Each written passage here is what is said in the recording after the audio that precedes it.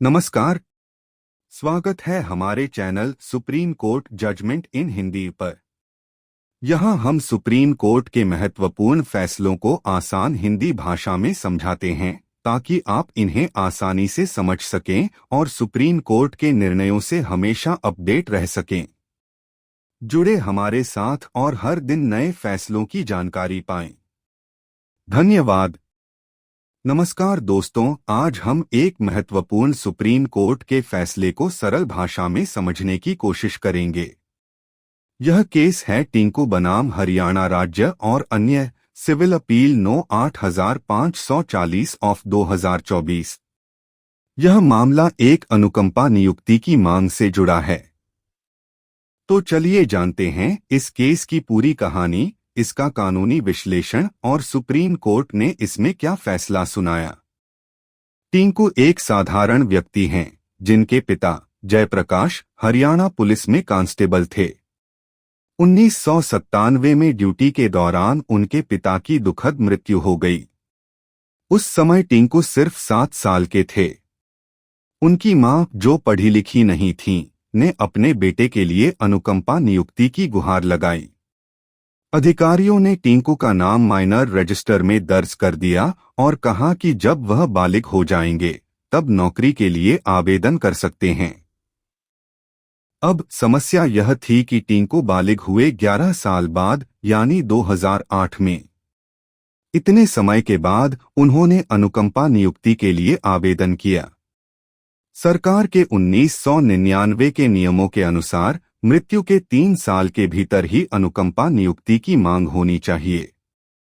तो सवाल यह उठा कि क्या टिंकू को इतनी देरी के बाद भी नियुक्ति मिलनी चाहिए। हाई कोर्ट टिंकू ने हाई कोर्ट में याचिका दाखिल की। हाई कोर्ट ने इसे खारिज कर दिया, यह कहते हुए कि इतना लंबा समय बीतने के बाद यह मांग उचित नहीं है। कोर्ट ने इस बात पर भी जोर दिया कि अनुकंपा नियुक्ति कोई अधिकार नहीं है, बल्कि एक विशेष राहत है जो तुरंत दी जानी चाहिए। सुप्रीम कोर्ट इसके बाद टिंकू सुप्रीम कोर्ट पहुंचे।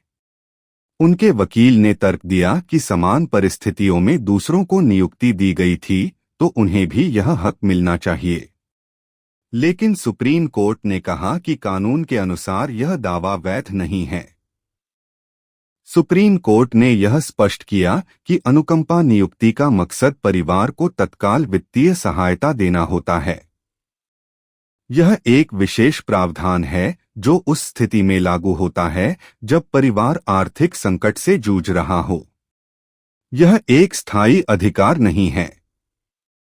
कोर्ट ने यह भी माना कि टिंकू की मां को समय पर नियमों की जानकारी नहीं दी गई, जिससे उन्हें उचित विकल्प नहीं मिल सका। हालांकि कोर्ट ने टिंकू को नौकरी नहीं दी, लेकिन एक खास राहत प्रदान की। कोर्ट ने कहा कि टिंकू की मां को आर्थिक सहायता एक्स ग्रेटिया का आवेदन करने का एक मौका दिया जाए। सरकार को 6 हफ्तों के भीतर इस पर फैसला लेना होगा। अगर समय पर फैसला नहीं हुआ तो उस पर ब्याज लगाया जाएगा। इस फैसले से हमें यह सीख मिलती है कि अनुकंपा नियुक्ति के मामलों में समय पर आवेदन करना और सरकारी नियमों का पालन करना कितना जरूरी है।